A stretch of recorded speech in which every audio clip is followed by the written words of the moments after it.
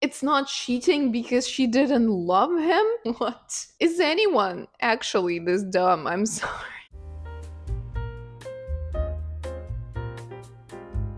Hi babes, how are you? My name is Moran. Welcome to my series Getting Personal, where I gather different stories from Reddit, and today's theme is can't make this up. Like seriously, the stories I have today, you can't make this up. So without further ado, let's dive in and see what the hell is going on. So the first one is actually from Best of Redditor updates. My 22 female boyfriend, 25 male, is hiding all my stuff, and I have no idea why. Thanks to everyone who reads this, I'll try to keep it short. My boyfriend of 5 months just moved in with me 3 weeks ago. He had some problems with his apartment, damp walls, and it had to be renovated. As my roommate is currently spending some time abroad, I told him it would be okay if he stayed at my place for 4 to 6 weeks. He'll be able to move back to his own apartment by that time. So now we've been living together for 3 weeks and things started out great. Jealousy had been a bit of a problem between us because we often go out separately, probably once a week, but coming home to the same apartment helped him get over his unjustified jealousy. But there has been one new problem. Now, this may seem petty at first, but I'm really at my wit's end with this one. Ever since he moved in with me, things started disappearing and then reappearing one day later in the same place they were missing from. I'm talking about documents, small household items, and food. And it's not like losing keys and then finding them again somewhere. I specifically look for something in a certain place where it isn't, but is there the next day. For example, I like to take a chocolate bar with me to work in the morning, and for that I normally have a pack of chocolate bars at home. Shortly after he moved in with me, I woke up to find all the chocolate was gone. I asked him about it. He said he didn't know anything. I came home just to find the chocolate bars are in the cupboard again. I asked him. He says he doesn't know anything about it. Maybe you just didn't see them in the morning. We are talking about a large pack with about 12 chocolate bars. How can I not see that?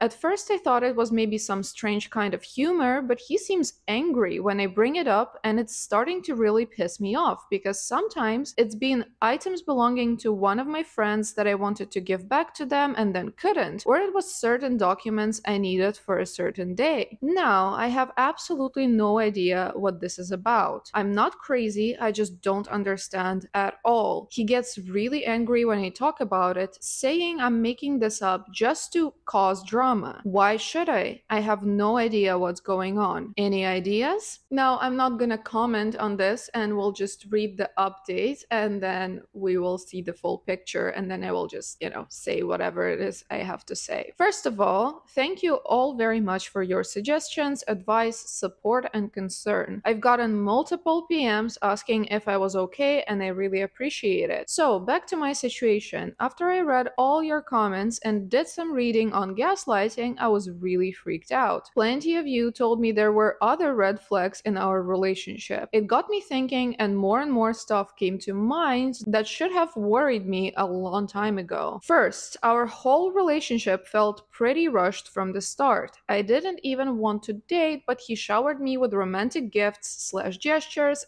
/ date ideas / texts, and finally I gave in. Second, he was pretty upset when I didn't want to say I love you from the start, when I didn't want him to meet my family right away, when I didn't want to have sex without a condom, you don't trust me, and when I didn't want to book an expensive vacation with him. Third, he was very jealous and didn't want me to go out without him, although he went out with his friends all the time. He made me cancel plans to spend time with him and then stood me up. Fourth, he logged into my Facebook and changed my relationship status one day after we started dating as a surprise. I actually did worry at that, but thought he was just bad at making surprises. Fifth, as one of the users pointed out, all the stuff that has gone missing had something to do with me leaving the house or meeting friends and family. A gift for my friend, the key to my parents' house, a USB stick I borrowed, documents for an application for a semester abroad, which we had a huge fight about because he didn't want me to go, etc. After I read all about gaslighting, I ordered a nanny cam. Unfortunately, Unfortunately, the delivery took 4 days, and after day 1, I already knew I couldn't be with him any longer. I wanted him out of the apartment as soon as possible and with as little drama as possible. I told him that my roommate had gotten a really interesting job offer and would cut her vacation short and come home in a week, so he had to move out. He was pretty angry, but I told him that there was nothing I could do. I also told him, as some of you suggested, that his landlord had to get him a place to stay and that he should call him. The next day, he told me that he had talked to his landlord and he could move back in his own flat on the following weekend. The renovations had not taken as long as planned. At this point, I doubt the apartment ever had damp walls to begin with, but who knows. In the evening, he asked me if I wanted to move in with him because it works so well and you don't like your roommate anyway. I never said that. I told him sure, I would move in with him in June.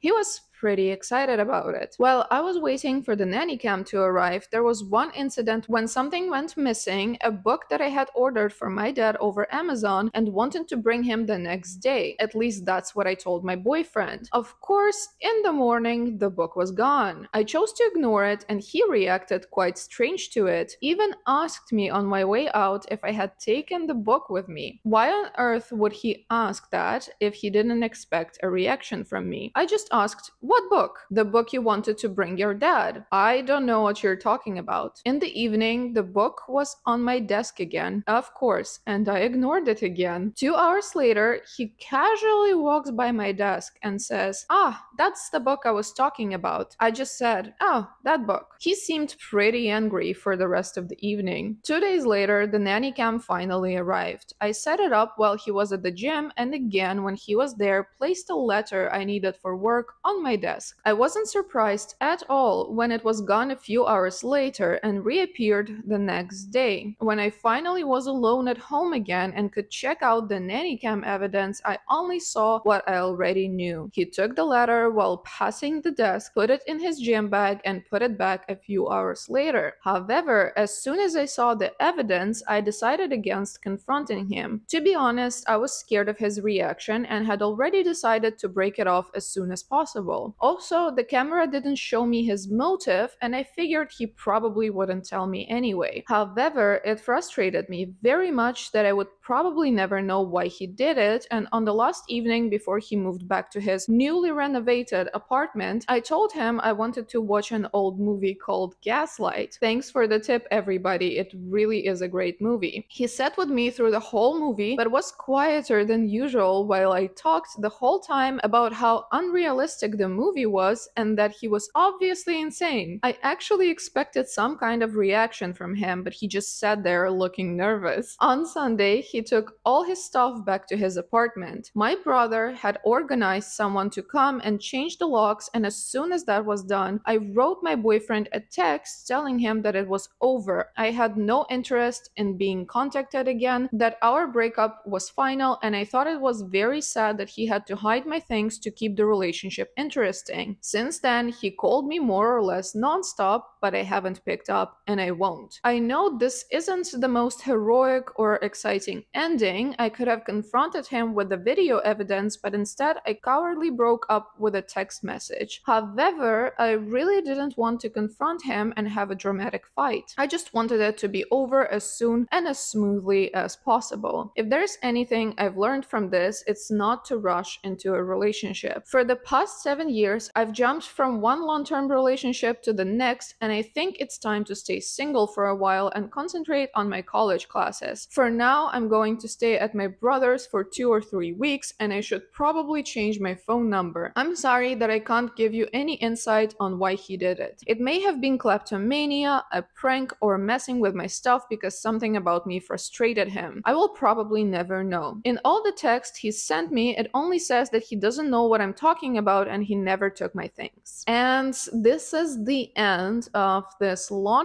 story, and I included it specifically in this theme because I think it's something so unreasonable and not grounded in any logic that you can't actually make this because it would have no plot. I do suspect that this whole thing is about control, especially if you pair this up with all of the other red flags. He is portraying typical abusive behavior, like love bombing, like moving too fast, like being upset when the girlfriend doesn't want to commit as fast as he wants her to do, trying to move in under some excuse together and then trying to keep her, suggesting they move in further. And, you know, all of these things just seem like an abuser kind of trying to lock his victim in as soon as possible. So then if we look on the stealing of things from this perspective, it probably does have something to do with trying to drive her insane, trying to make her rely on him. You know, it's way easier to suggest to you that you're maybe having some trouble and maybe you should, you know, stay home more, talk to less people, and I will take care of everything, baby. Just stay here. And it's very telling that all of the things that are missing, that were going missing of the OPs, are actually the things that are connected to her going out and socializing. I genuinely am happy that the OP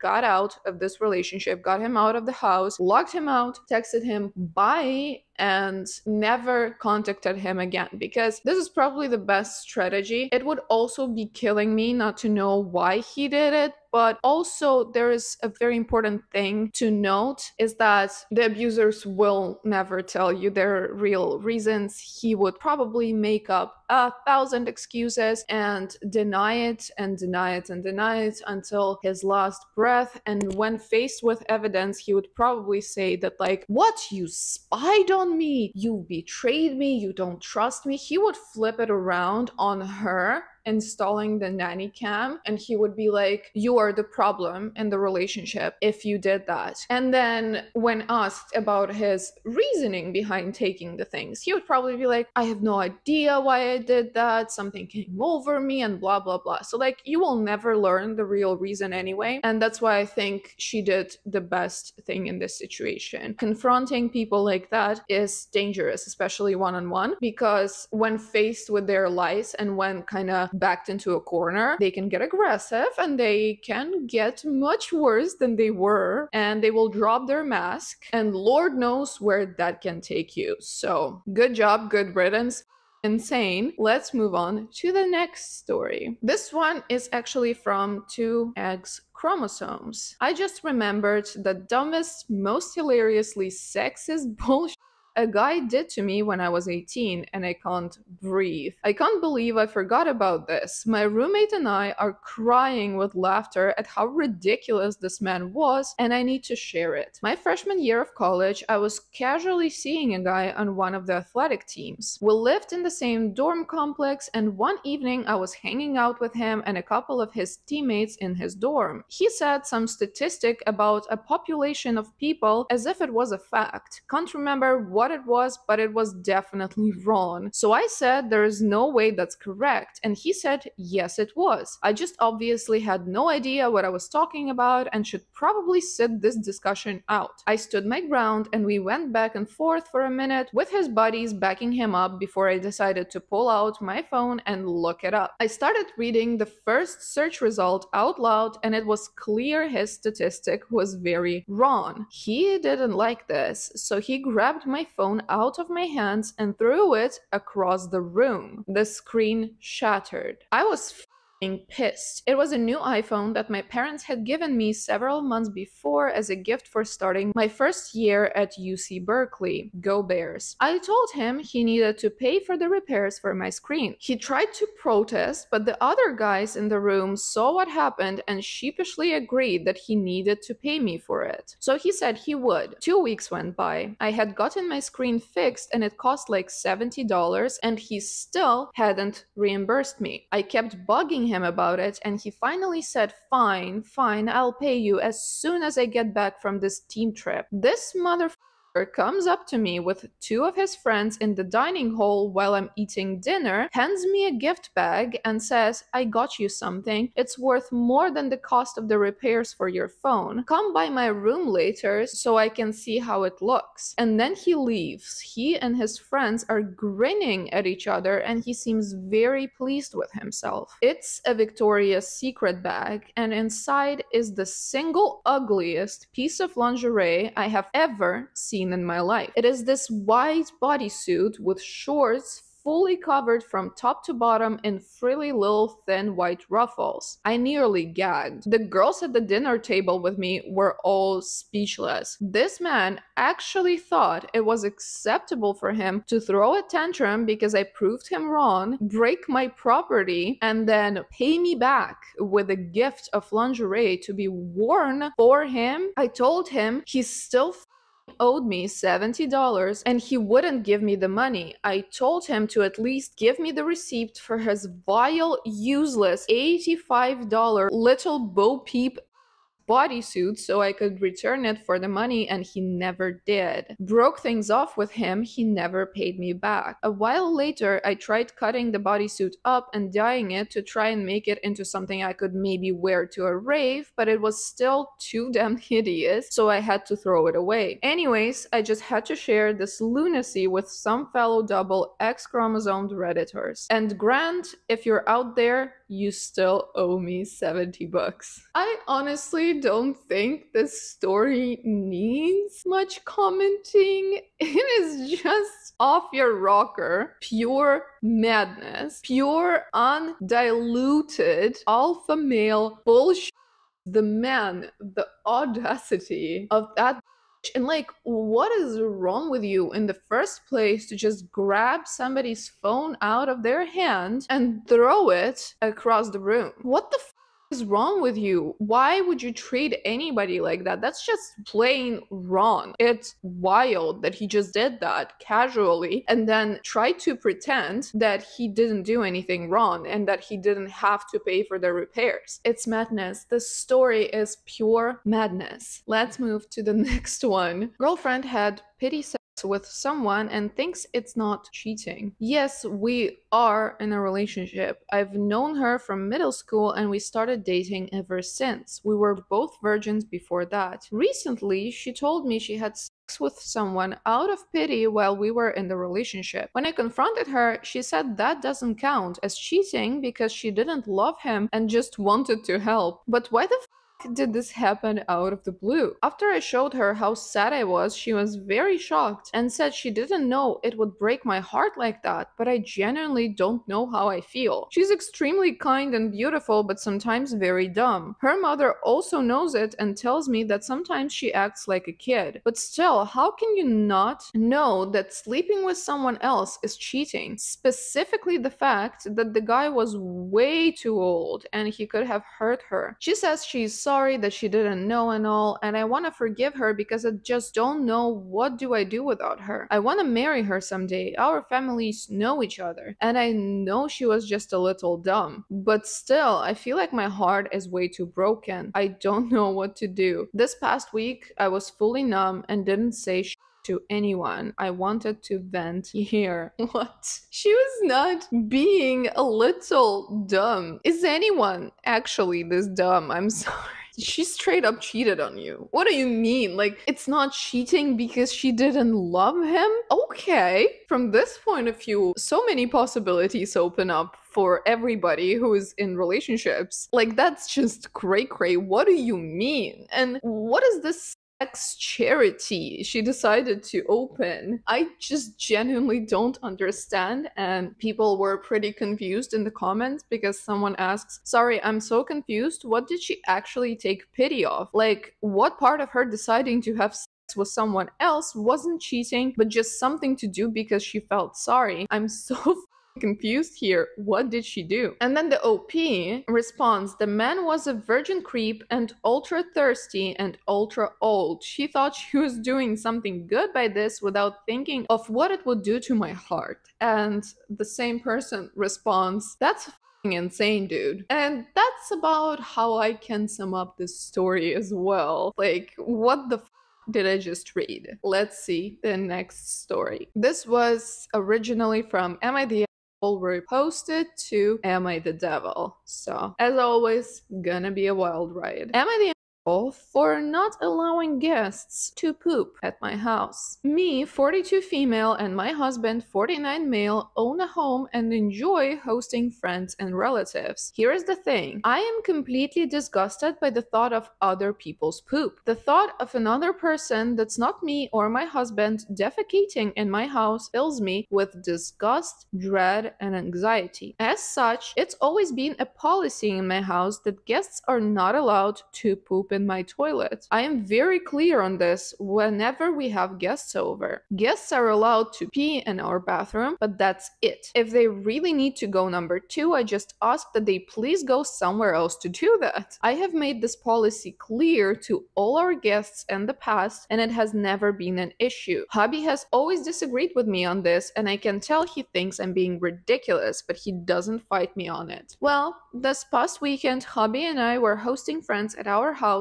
another couple, Courtney, 40 female, and Mike, 41 male. Courtney and Mike stayed the night with us after we all had a little too much to drink and they crashed on our couch. Courtney and Mike have been to our house many times and are well aware of this rule. That's why when I woke up the next morning, I was appalled to find evidence that someone had recently pooped in the downstairs bathroom. Without being TMI, there was that lingering stink smell mixed with Febreze and markings in the toilet bowl. Yuck. Upon discovering this, I immediately felt a sense of panic setting in. More than anything, I was deeply upset and hurt by the disrespect of my guests. It wouldn't have been my husband, as he uses our upstairs bathroom. I angrily marched over to our guests in the living room. Mike asked what was wrong. I told them I had just been in the bathroom to get a tissue and that it stunk in there with a mess in the toilet. In my anger, I said that I have one big rule in this house, and if they want to act like pigs, then they aren't welcome to stay over anymore. Mike looked confused, so Courtney fessed up that she really had to go to the bathroom and she didn't think I would be out of bed for a while. She looked embarrassed and her face turned red. She was initially apologetic, and I admit this was a bit harsh, but I told her what she did was disgusting, unsanitary, and that it was disrespectful to me to violate my boundaries like that by getting her germs all over my bathroom. Courtney suddenly got defensive, called me insane, and we had a little back and forth before she and Mike decided to leave. She left my house crying. My husband was irritated with me and said I was being unfair to Courtney and should apologize, and that I should stop enforcing this rule in general. I told him my reaction was fair because she was being disrespectful of my boundaries and she could have easily driven 5 minutes down the road to a public restroom but chose not to. We haven't heard from Courtney and Mike since. Am I the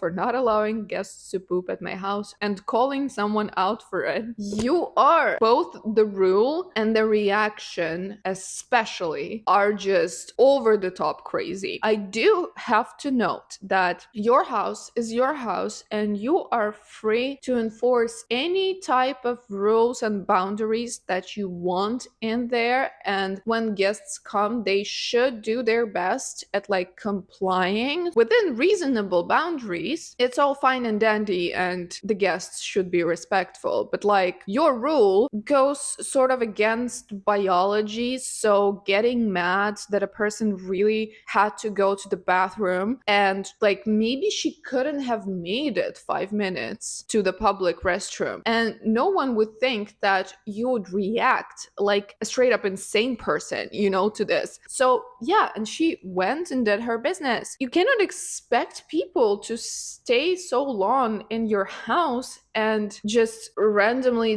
defy biology. This is so baffling to me. The rule is ridiculous, but if it is what you want to do, okay, whatever, warn people. But the over-the-top reaction when someone just, had to go is something I cannot just understand. This is wild. You cannot make this you yelled at them that they act like pigs. What do you poop? Fairy dust? I mean, yes, poop is gross. gross. It's disgusting. Okay, nobody likes it except for a certain tiny amount of people. It's gross. Yeah, okay. But this seems like a problem to the level where you maybe should try seeking help from a therapist, because for the thought of someone pooping in your house to be causing this amount of mental anguish is not entirely normal, I think.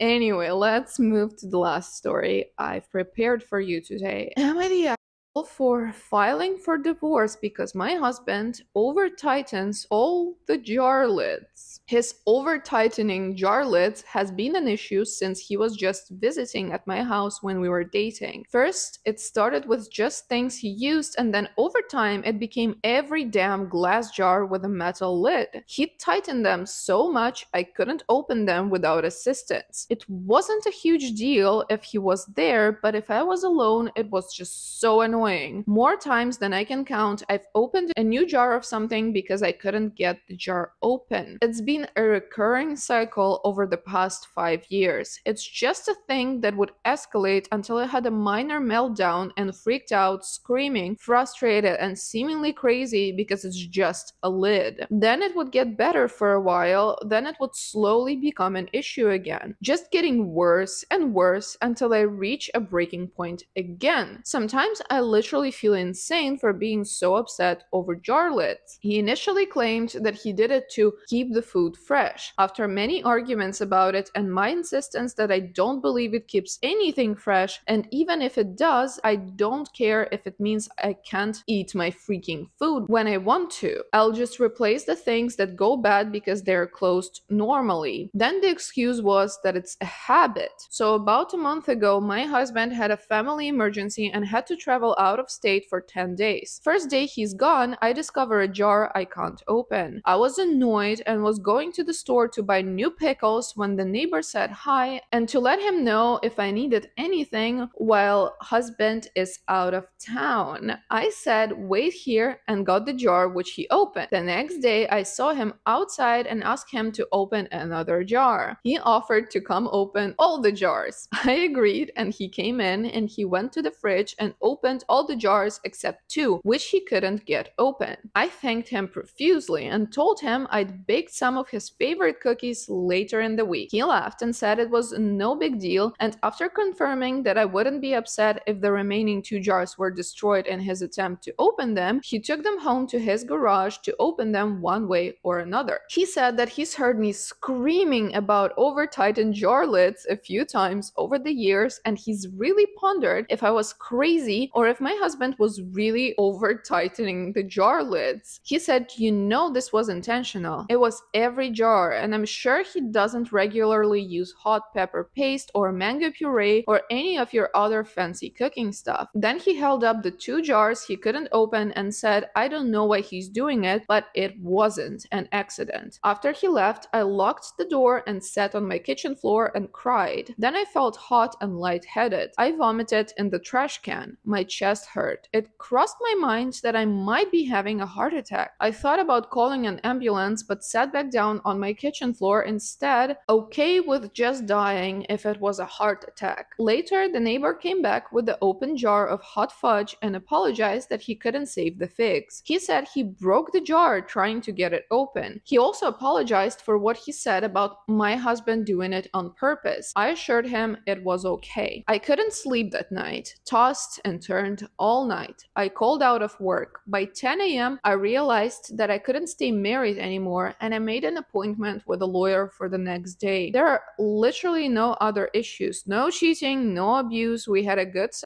life, both have good jobs, nice house, no financial issues. He was absolutely blindsided when he came home and I told him I want a divorce. He still won't admit that he tightened the lids on purpose. He suggested we go marriage counseling, but I refused. There is is no point. I just literally can't get past the goddamned jar lids. I still feel a little bit crazy about that. I have no idea why he would tighten every jar lid so tightly that I couldn't open it. He has given me no reason. He still won't even admit that he did it on purpose. But the hot pepper paste is in the back of the fridge. I use it only when I make Indian food. It's behind other things. He's never used it. It's nothing you could put in food without cooking it. The pepper paste could not have been an accident. It couldn't. Maybe he put mango puree on his toast or in his oatmeal, but the pepper paste couldn't have been an accident. That's what my life comes down to. I'm getting a divorce because the lid to my hot pepper paste was over tight. If it had been every jar except that one, I could try. I could have a sliver of doubt. I could do something else, but I just can't get past the hot pepper paste. Most of our friends and families either think I'm crazy or an.